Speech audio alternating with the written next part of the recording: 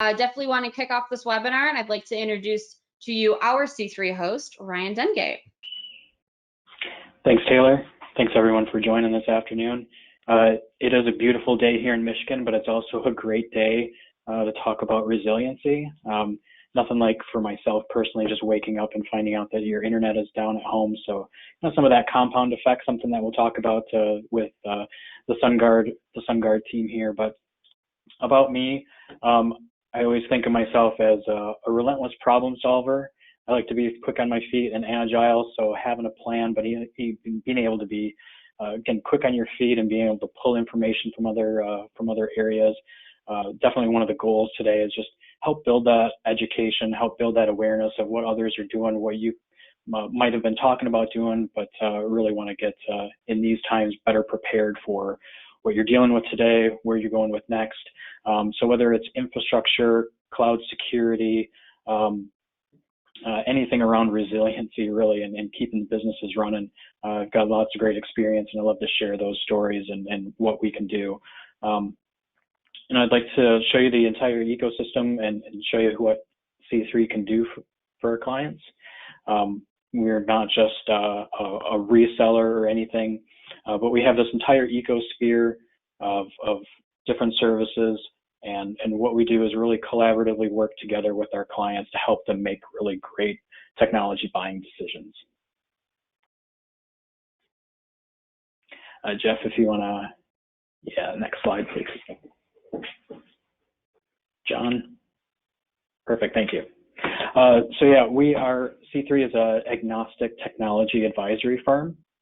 We work on our clients' behalf to really consult with them and help bring the best of breed technologies, or really help custom fit the right type of technology solution for our clients. And oftentimes we're able to pull all this information together really, really quickly to help you stay on top of things, make better decisions quicker, faster. But we don't just leave after you start implementing. We actually stay with our clients through the entire journey. We have on-site project managers, as well as myself and other counterparts in our organization on the engineering side. So really, it's a long-term relationship, and we always stay on top of all this technology and as it changes and shifts. And I think Sungard is really a great example of a provider that you may have heard of before, but really don't know a lot about, but having to have some time with the folks here and understand what they can do. I think you'll see why it's a great use of time this afternoon. So please keep the questions going. And with that, I'm going to hand it over to Beattie Mansour. He's the Vice President of the North America channels at Sungard. He's been there for 24 years and has 30 years experience in the DR and DRAS managed services space, which really is really what you need in a time like this, is a really good depth of knowledge, lots of great experiences. So, Beattie, I'd love to kick it over to you and have you to run with it with your team now. Thanks, Ryan, and good afternoon. Beattie Mansour. I'm going to introduce the Sungard team real quick before I turn it over to John. We have on the phone with us today Mike Kroom, who's the Regional Vice President of the Midwest region for Sungard, and one of his account executives, Jeffrey Briggs, who's based in the Midwest also. So they are joining us today. I want to just talk real briefly about Sungard and who we are. We're a highly available cloud-connected infrastructure organization. We are trying to keep your business running all day, every day. We work with you to understand your IT infrastructure. We know that resiliency and availability are very important to you. And in working with you and identifying your gaps, we try to tailor a plan to your specific needs to enable you to have a highly available, scalable, and resilient IT environment that'll keep you running all day, every day. How do we do that? We have a network-enabled co-location services and the ability to manage those services for you. We offer disaster recovery as a service, ERAS, and cloud recovery to keep you resilient and available. And we are now in the midst of launching our new multi-tenant and dedicated hybrid cloud environment to offer you the cloud connectivity, cloud infrastructure that a lot of people are going to in the marketplace today. So With that being said, I'm going to introduce John Beattie. He's going to be the headliner today, speaking to us. John is a consultant here at Sungard. He works with a lot of our major accounts in establishing the mature operational resiliency in their programs. Lately, he's been focused on assisting clients with their pandemic responses, obviously, with the situation we're in today, and assisting them and helping them return to their workplace and their plans. He's now beginning to advise clients on how to better integrate the siloed crisis management, business continuity, disaster recovery, and incident management plans and programs. So with no further ado, I'd like to introduce you to John Beattie. Buddy, thank you very much. Appreciate the kind introduction. And you know, before I get started, I just want to point out one interesting thing from my past, and that is I first developed my first pandemic preparedness plan quite a few years ago, back in 2006 or 7, and it was with a major news cable news network. And you know, back then we were worrying about many of the same things that people are worrying, you know, had been worrying about, you know, recently, you know, social distancing within the business. So we worked with management to reprogram elevators so that on-air personalities would not be on the same elevator as anyone else. We worked with, you know, on making sure, you know, what's the minimal number of people that we need to have in a studio in order to you know, keep the news, you know, on the air. How would the various contributors all factor in, and how could they all work remotely in order to, you know, identify what news was worthy of reporting. So there was a whole lot of factors, including who's going to put makeup on the people who are on air. You know, how is that going to happen? Who's going to be picking out their wardrobes? So it was, you know, quite an interesting, you know, experience, and that's going back 2007 or so. And since then, I've worked with a variety of organizations, many financial services and others, around establishing true, you know, their pandemic plans. You know, we're certainly now living that, and finding that, you know, in many cases that there are, you know, gaps in our thinking in terms of what to expect from a pandemic. Some plans were better than others. Some went into more detail. Some thought about, you know, what work can I accelerate in advance of an actual outbreak in order to kind of get a jump start on things. So you know, but we've certainly learned a lot, and I think the pandemic plans of the future, hopefully in the near future, that we all develop them, will be quite a bit different than what we had in the past. Let me start out with this this particular slide and kind of set, you know, what we're seeing happening in organizations. And here we are in May of 2020, and this is what we are seeing from a Sungard perspective. And again, I'm part of the consulting practice here, so I work with a variety of clients, both in the U.S. and abroad, on their business resilience programs. So return to workplace planning and efforts are clearly underway in many organizations, and this obviously includes preparing the workplace for people to return to, you know, and for making sure that we have all the proper support in place so that as people transition back, it's happening smoothly and effectively, you know, establishing how we're going to be coaching people, because we do, and we'll explore this in more detail, we are expecting people to exhibit new behaviors when they come back into our workplaces. And also, of course, we need to be thinking about, you know, how do we address productivity and keep productivity moving as people do transition back. Many organizations are also thinking about preparing for, you know, for a possible wave 2 of COVID-19, and certainly about future pandemic situations. And, you know, certainly believe that, you know, pandemics will now be a recurring thought, you know, in many organizations for some time to come, simply based on, you know, the amount of impact that COVID-19 has had on everyone, both positive in some cases and negative in most. You know, and we're already experiencing, we'll talk more about it later, you know, severe weather happening in conjunction with remote working. And we're going to definitely focus on that topic for a little bit. You know, this whole compounding situation where I've got multiple crisis situations, if you will, happening, you know, concurrently. reimagining resilience at the executive level. We're certainly seeing a lot of organizations that are now using, the resilience word is much more prominent in the minds of executives, of boards, of investors, and even regulators in some industries. So we're going to explore that. We're going to explore that a little bit too, in terms of what are organizations now thinking in terms of resilience, and how prominent is it at the most senior levels, and what are they doing about it. So we'll be exploring that too. And by the way, each of these top 7 topics that are on the screen is the topic of we're going to dig into in more detail. We see organizations already thinking about how they're further challenging their vendors and what they're going to be asking on the business resilience front. The majority of vendor questionnaires have been focused around more about cyber, information security, cyber protection, protecting data. We're now seeing a major push on that front, where we're seeing organizations already thinking about what additional questions, how much deeper are they going to dig into the business resilience capabilities, business continuity, disaster recovery, crisis management. There's going to be a lot more questions focused there.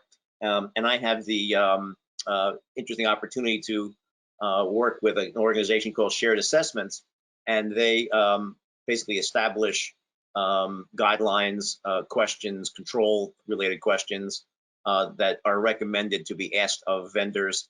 And the 2021 version of Shared Assessments, the Shared Assessments framework, that's coming out around sometime in November. I'm chairing the team that's redefining what are the business resilience questions that should be asked of your vendors, and in some cases, what will your customers be asking you about your business resilience program. So I have the catbird seat, knowing what's changing and what's going to be focused on in the recommendations coming out of Shared Assessments. Disaster recovery. That's great to know, John. I just want to say that's something that actually comes up quite a bit when we're talking with clients, is just introducing that thought of coming up with these plans more and more. But I'm really looking forward to following you and learning more about that model that's coming out. Oh, awesome. And since you just kind of raised the question, one of the things we're doing for this year, we're actually enhancing the question set around business resilience from 3 perspectives. One is the new ISO 22301 standard that came out in November of 2019. Number 2 are the revised FFIEC guidelines for regulated entities in the financial services industry, which also came out in November of 2019. And we're certainly dealing with lessons learned from COVID-19. So we've got a 3-pronged approach to, in order to improve the business resilience question set that we believe is going to be effective for organizations to think about. So again, if many of your some of your organizations may be part of the business of shared assessments, but if you're not, you might want to take a look into it. Okay, so on disaster recovery, the 6th bullet there, we're seeing, really interesting, we are seeing an incredible increase in organizations that, because of COVID-19, are thinking about the effectiveness of their disaster recovery programs, especially in hybrid compute environments. So as resilience is becoming an executive level thought process, that's trickling down, and every department in many of the clients that we're working with are thinking about how can they better improve their overall resilience, and what should they be doing, what's been kind of pushed aside, cast aside, that should be brought to the forefront. And disaster recovery is now becoming part of the overall conversation. And we've had many clients at this point now come back to us and ask about how can we improve our testing program, especially since we are partially on-prem and partially cloud, partially SaaS. And we're going to talk more about that and some specifics there. And then the last topic is around crisis management, executive level crisis management. We're already seeing an uptick in organizations asking to improve their crisis management capabilities. They've all figured out that, you know, maybe they weren't so good at it, even though they're trying to get through it. Also coming at it from a neuroscience perspective, meaning how do you get past the you know, deer in the headlights syndrome? You know, when something is major happening to your organization, how do you get past the shock and the delays in responding and reverting to inappropriate behaviors in a crisis situation, like looking for as much detailed information as possible. And again, we're going to explore that. So that's kind of really where we're focused. We do have a polling question that we would like to present. So if you could take care of that, that would be awesome. Okay, so it says here, you know, which of the following topics is being addressed or strongly considered in your organization? And you can select, you know, all that apply. So if you take the time now and click, you know, read through those, you know, readiness for a future pandemic. Are you thinking about that? Are you thinking about severe weather in conjunction with remote working? Is your organization at the executive level actually thinking about, you know, reimagining your overall operational and business resilience programs? Are you thinking about further challenging your vendors on business resilience? And have you thought about you know, the effectiveness of your disaster recovery in hybrid compute environments?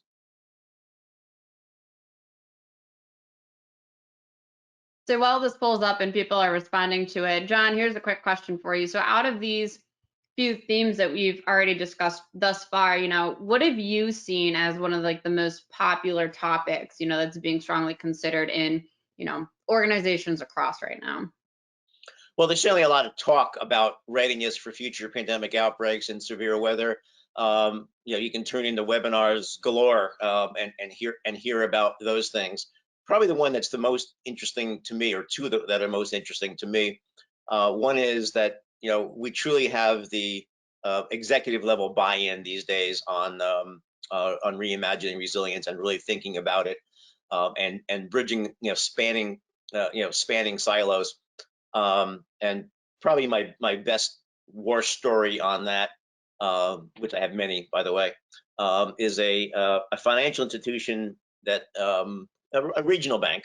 And back in December of last year and January of this year, I was doing an assessment of their business resilience program overall, and we did look at crisis management, pandemic planning, business continuity, disaster recovery, and vendor risk. The recommendations that came back, you know, that I ended up presenting, you know, came back and said, you know, you're pretty siloed, you know, you got deficiencies here and there, you know, and overall, I have a high degree of concern over whether or not this will actually all work in a real situation. And probably what was the most interesting thing is I actually, because of the pandemic, it took a while to get the executives on the line. And this is coming back in April. So I asked the chief administrative officer, who owned the CIO and the CISO and the head of risk, all reported to him. I said, how well prepared were you for COVID-19 and the pandemic and the lockdowns? He just said, woefully inadequate. So I was happy to hear that my recommendations and predictions about, you know, what I observed in their program came to you know, were actually true. And they are already launching major changes, you know, within their organization, both in terms of planning and in terms of capabilities. And even in IT, they had a plan to move to a move off-prem, transition their core banking systems to a colo capability. And they've since decided that they're going to be transitioning the majority of it to the cloud. So they've actually abandoned their plans to move their data center physically to get out of harm's way, and because they're near a whole lot of water. And yeah, just kind of leapfrogged over kind of that initial step there. And it kind of, I think it reflects on some of the poll results here. Just, you know, we're kind of living in a hybrid compute environment, and everybody's kind of preparing maybe for what's next. So absolutely. Yeah. And can you put those results back? Is that possible to see them back on the screen? Perfect. Thank you. Yeah, very interesting that you know, organizations are, you folks are focused on a variety of these areas. And interesting that nobody's focused on severe weather in conjunction with remote working. And we're going to talk more about that later with some real examples of things that are happening in the US and abroad today. And as we are speaking, to be honest with you. So interesting. Yeah. So I'm going to move on to the next slide. Okay. I use this model a lot just because it puts a lot in perspective. So this is a hypothetical consumer bank, and they have a mission: provide exceptional service to their customers. They have a variety of products and services: checking accounts, savings, mortgages, and ... many more things, as we're all aware. And each of those products and services is supported by a variety of activities. So, there's branch operations, lending, treasury, and lending that kind of supports the products and services directly. Treasury, information security operations that kind of supports the, the back office, if you will, things that, need to be in place, and of course, many more activities. But all of those activities are highly dependent upon workplace, on resources, a place to work, a workforce, personnel, third-party products and services, IT services, and data. And those little red arrows, circles with the arrows, business continuity and business resilience, operational resilience is about what happens if I take those things away from you. And we're all living right now in the world of, our workplaces, for the most part, have been taken away from us. Some of our, personnel are unavailable to work. We've had disruptions with products and services. Some organizations may have even experienced disruption in some of their IT services, or certainly in capacities, network capacities to some degree. And even data is under attack, with cyber attacks being escalated. So, operational resilience overall is about what happens when I take these things away from you, and how does that loss of a resource impact the business activities? How do those activities being disrupted impact our products and services, and does it impact our overall ability to address the mission of the organization and what's expected of our of us by our customers? So an effective operational resilience program has a whole lot of elements to it. So it has, I'll just point out a couple, but there's a business resilience or operational resilience policy, crisis management plan, crisis communication protocols, data breach management plans. On the right, you see business continuity plans. Underneath, you see site emergency response plans. So what happens if there's a fire in the building, or there's a suspicious package? Succession plans on the workforce. And by the way, we're seeing organizations creating more detailed and lower level succession plans than they ever had in the past. That's kind of a byproduct of the pandemic. Some organizations have plans to deal with the loss of truly critical third-party suppliers. What do I do if that third party or that member of my supply chain is disrupted? You've got all your typical IT stuff there, your incident management, disaster recovery, application recovery plans, cyber incident response. We're seeing organizations, and we'll talk about it more later, beginning to establish cyber compromised data recovery management plans. And we'll talk about that later, but the premise there is that typical disaster recovery programs have proven not to be effective in the aftermath of a successful ransomware attack or some kind of a data wiping attack. So what has to be in place in order to recover data, which is a different scenario than your typical disaster recovery situation. And then in the lower left, severe weather, season preparedness plans, severe weather incident response plans, and that could be hurricanes in the tropical states here in the U.S. It could be wildfire plans, and even invoked today by Dow in Michigan. They invoked their flood preparedness plan earlier today. Again, we'll talk more about that. and then of course your pandemic plan. So all of these things in this ecosystem, if you will, all need to be in place in organizations. And what we found, as I mentioned in the example earlier with the bank, they had a lot of this stuff, but it wasn't fully integrated, meshed together. It was truly in silos, and very little interaction occurred, but across all of these. So the ecosystem wasn't working at all. And with the CAO saying woefully inadequate, pretty much summarizes how well they had pulled all of these things together, and the point is that they had not. So we are seeing an uptick in inquiries and support for organizations looking to better integrate all of these things together into that ecosystem that needs to be in place in order for all of this stuff to work effectively in a situation like we're currently in. Okay, so with that behind us, let's talk a little bit more about post-pandemic return to workplace. Again, I'm going to briefly talk about each of the topics, and I'll try to keep it brief so we have good time for questions later. I kind of summarize this, and there's plenty of places to go to get all kinds of checklists on things that need to be done. But I've kind of summarized some things here.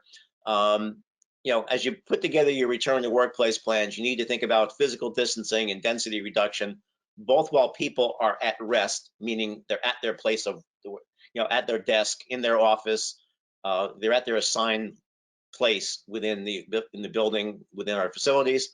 And you also have to think about physical distancing and density reduction while people are moving around the organization, around the building, while they're in motion. So, thinking about people as they enter the facility. Am I going to have everybody stand and face the wall as they're on elevators? Maximum number of people in elevators. I had one organization that I was working with, and they were talking about having all traffic flowing in the hallways in a clockwise direction. So if you wanted to go to and visit the person who was in the office to your left, you had to walk around the entire floor to get there. Again, trying to figure out how to decrease physical distancing while people are in motion in the organization. A lot of talk around automated controls, meaning having doors that open automatically, due to motion, temperature sensing as folks walk into the into the facility. And I know that Sungard is installing that in some of our locations. So that you end up having, as people come through, you can kind of scan them for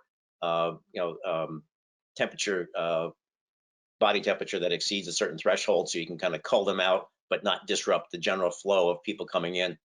Certainly a lot of issues around personal protection inventory. Do I, if I have people who are interacting with the public, or people who are interacting with folks making deliveries, do I have enough hand sanitizer, and do I have enough face masks for those people?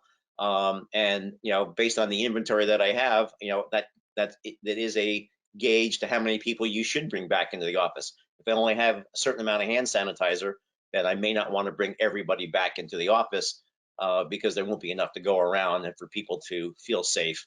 And then there's of course, all the applicable health agency guideline compliance and things like that. From a workforce perspective, see a lot of organizations that are actually establishing, self-health guidelines. So here's a guideline, here's things you should do. CDC's got a great approach for that. The PHAC in Canada does. There's guidelines in the UK as well. And that's basically focused on, if you exhibit any of these characteristics, when permitted to come back to work, please do not come back to work. So not gathering the data, just giving people a guideline so that they, if they exhibit any of the characteristics that are listed, they should, opt out of returning, and of course let their manager know that, they feel it would be best not to come back for a week or maybe two, without divulging any particular reasons why. Of course, you've got differing state and provincial stay-at-home orders, and that's particularly interesting when you've got people who are crossing state boundaries in order to get to your offices. So you need to think about, if offices in New York City need to think about, what does Connecticut and New Jersey have to say about, staying at home, and then that's pretty much true of any, at any location that is, has neighboring states. Interesting point here is redistribution of common skills to reduce day-to-day interaction. One client that I'm working with, they have 2 locations in Brooklyn, and what they've done is they've decided that there's certain people who are very important to the business and what they do on behalf of their clients. So they decided to have half of those folks return to their normal location, and they split the other half, and they're having them return to the second location, so that if there was an outbreak, resurgence of something inside of any one building, and they had to close it down, that they would not be running the risk of infecting everybody who knew how to had a particular skill set. So they're actually breaking up their skill sets, to make sure that they will be reporting to work across multiple locations. And since those locations are fairly close by, a very short distance from one another, only a matter of maybe a quarter of a mile, it was easy to do. Also deferring return of unique skill sets. So if I have, that one person that knows how to support that one application system, I might not want to bring that person back right away, in case there is a resurgence or a wave 2 of the pandemic. And then of course you got to be thinking about, executive compliance. During the return, agility, it's going to change. Don't bring anybody back you can't, turn around and send home on short notice.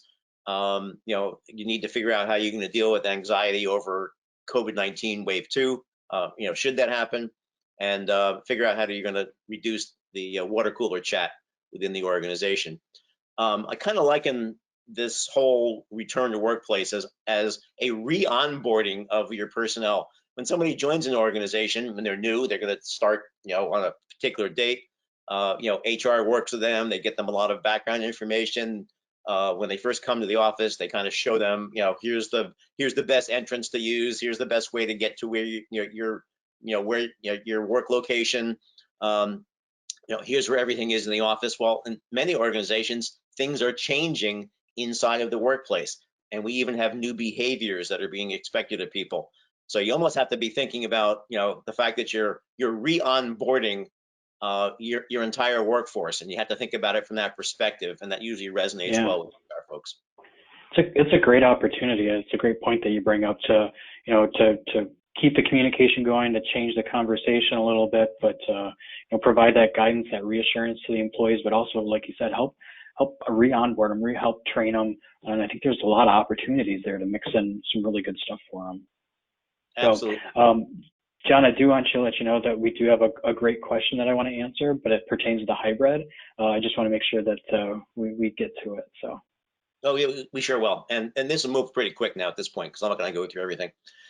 In preparing for a future pandemic outbreak, it's important to recognize that we all recognize that pandemic readiness is much more than the traditional mass absenteeism scenario that many organizations have thought about in the past.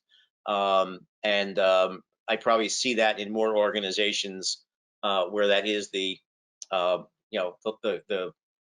focus of their plans. We're just going to assume we're going to work with less people. And I've known for 13 years or so that that's not sufficient. And even my own experience in having worked with a chief medical advisor for that news network, that there was a lot more to it. And we've always put a lot more into our pandemic plans than just that situation. But anybody who's previously had the thought that it's a mass absenteeism issue has certainly been proven wrong. We're certainly seeing an uptick in the need for rethinking pandemic plans, because my anticipation is that within our lifetime within our work lifetimes, we'll probably all see this again. Okay, let's hope there's not a COVID-20, by the way.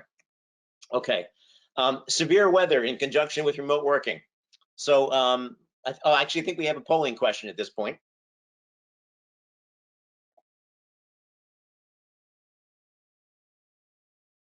Has your organization begun to apply lessons learned from COVID-19 to improve business continuity plans?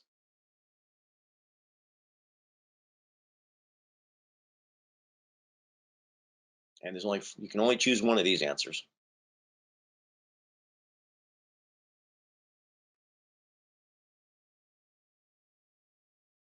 Okay, we'll give another couple seconds. I'm sure this is a quick one to answer.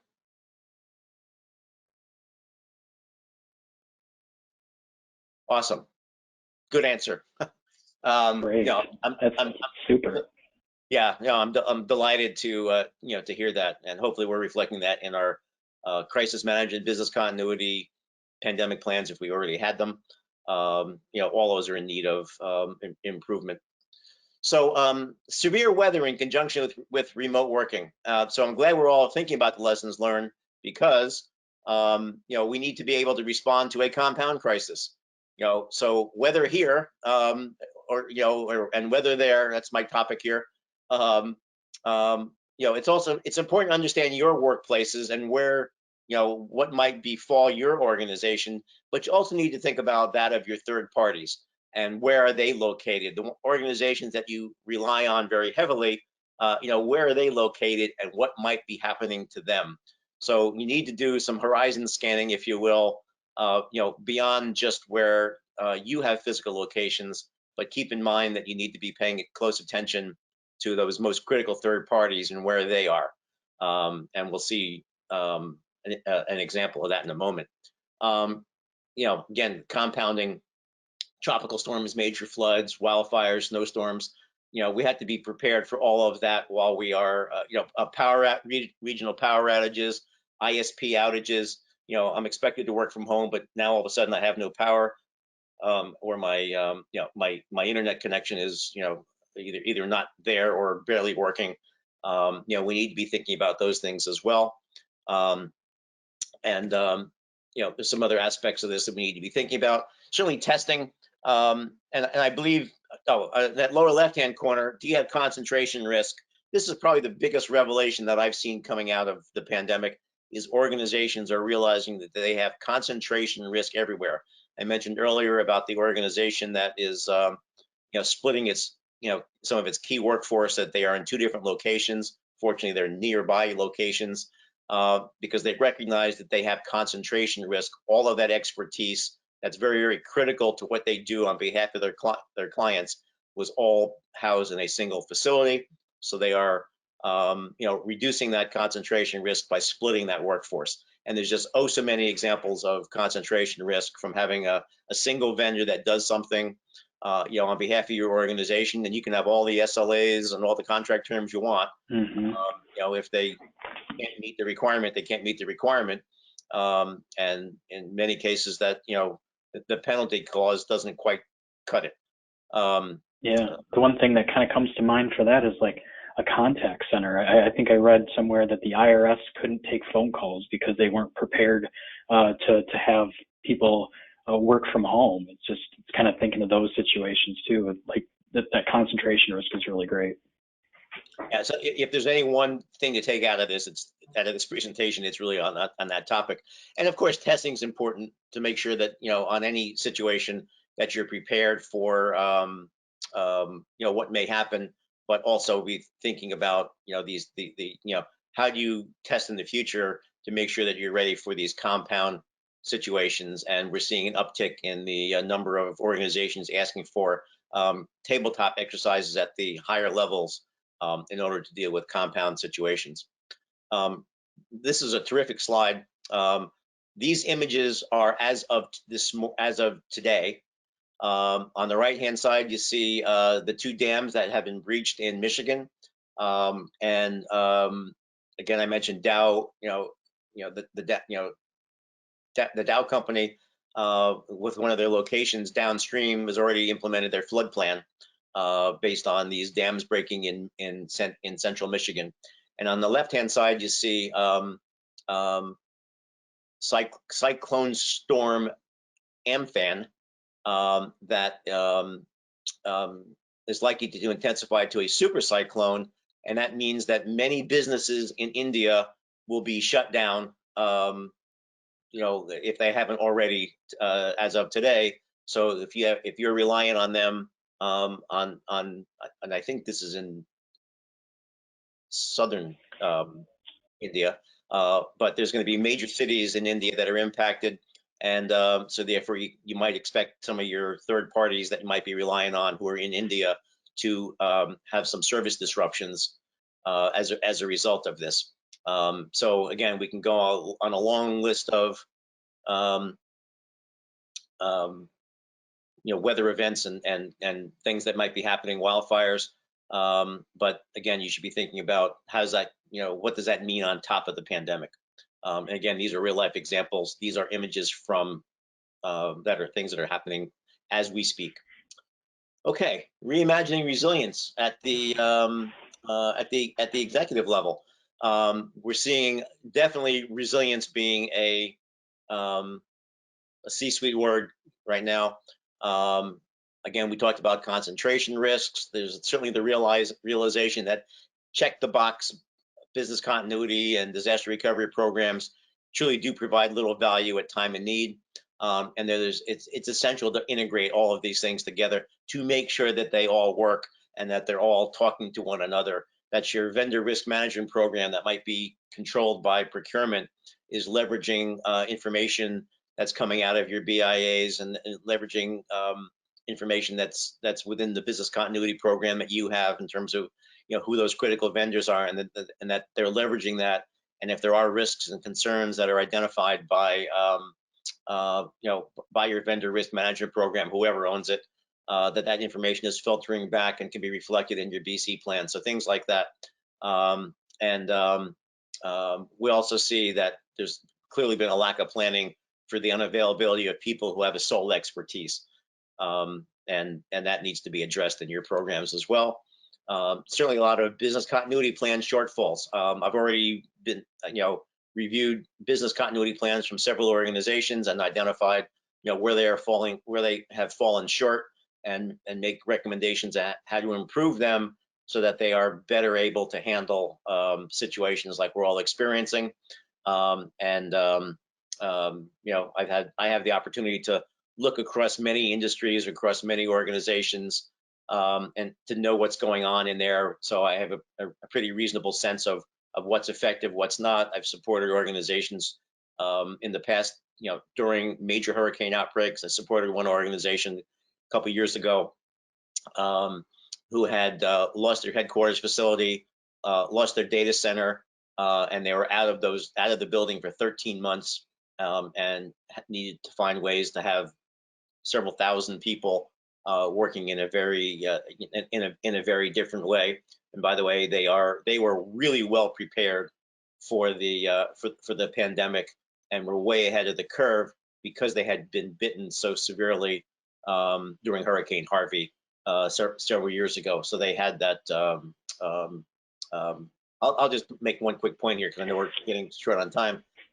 I still attend their quarterly business continuity review sessions. By the way, this is a $13 billion company with multiple divisions, and each of the 9 presidents of their different divisions all present the status of the business continuity program to the holding company CFO and CEO. And there was no one else in the room except the presidents of these different divisions.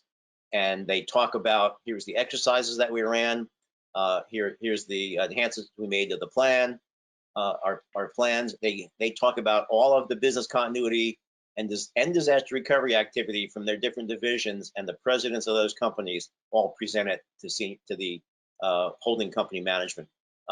Certainly unprecedented in terms of my experience, but point is they were bitten severely, and they couldn't have been more prepared for for COVID-19, and it just went swimmingly well.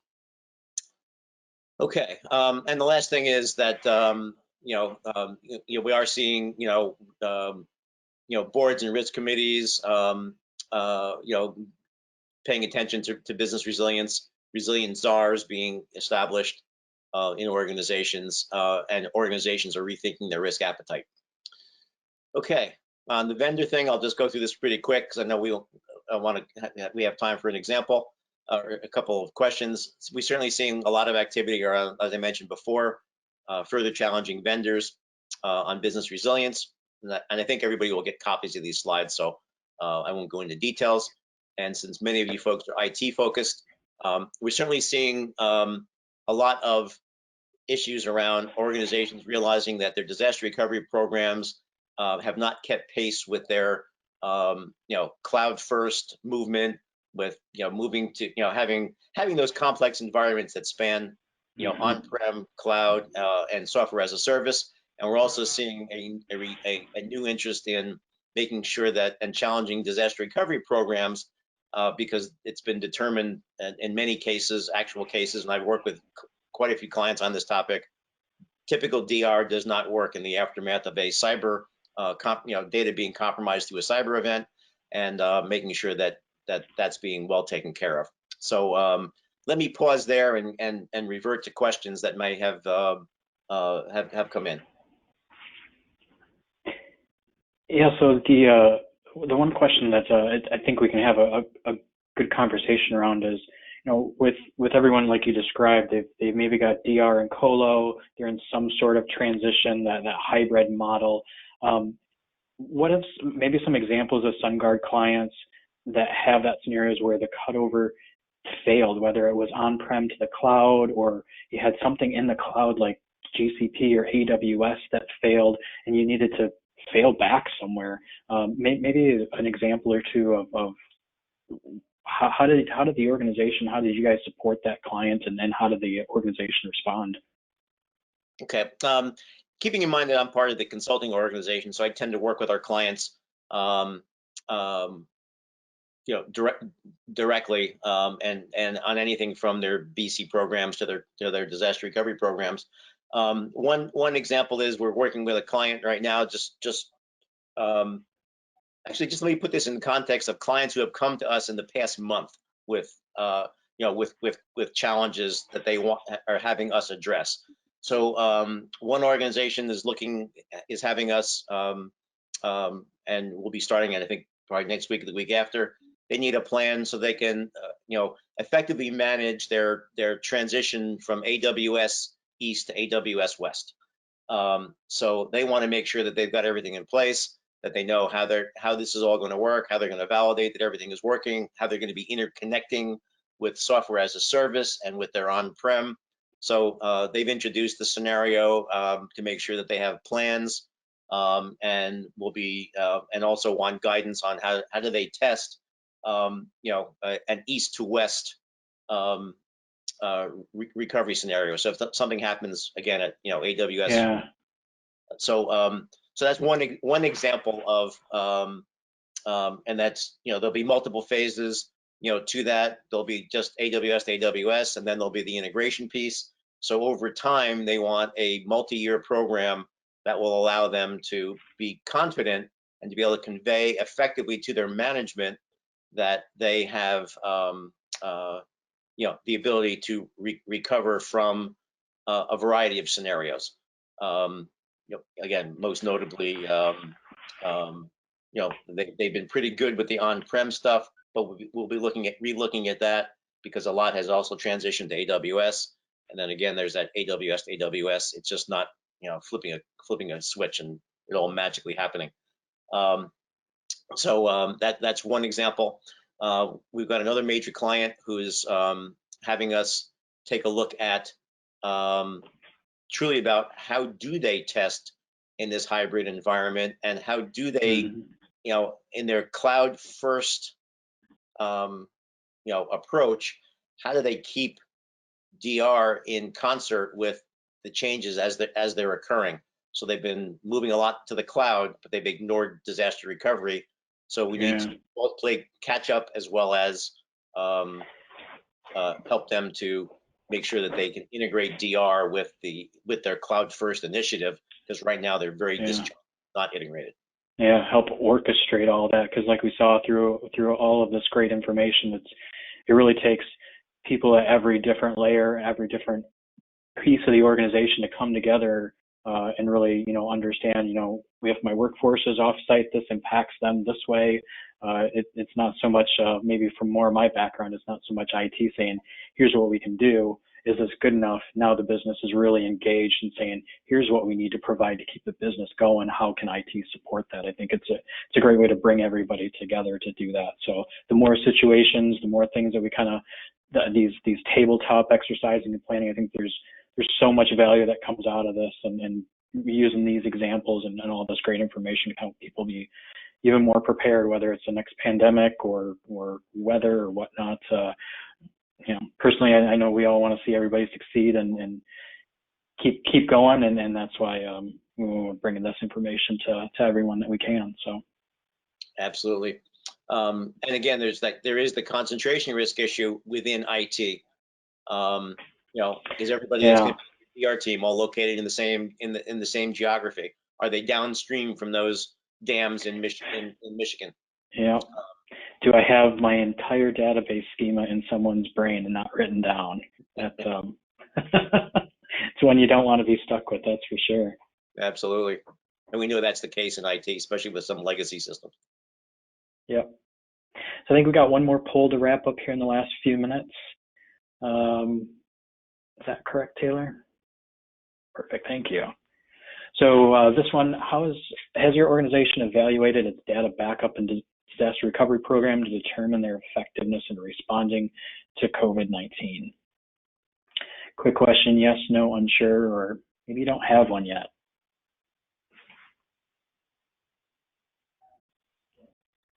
And while we have people filling out the poll, which again is pretty quick and easy, while we are wrapping up here on time, we would like to announce the winner for the Amazon Echo Show.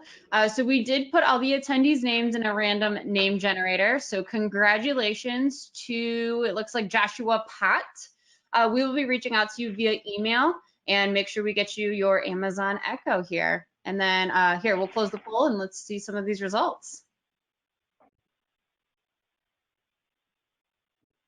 Oh, interesting. So, excellent. Yeah, that's excellent, and that's probably why we're getting so many calls at Sungard to, come please help us. So we've evaluated it, and we figured out, and some of our clients have figured out they need more help. Again, because now resilience is now a word that's transcending the organization. So now's the time to strike with whatever you need to improve your DR program. Take it to management; they'll probably throw the money at it. Yeah, absolutely. There's a couple of handouts on the side panel over there on the right. The two from Sungard that help with this, C3 and how we can help our clients as well. And I believe we'll be following up with the attendees with the slide deck here information.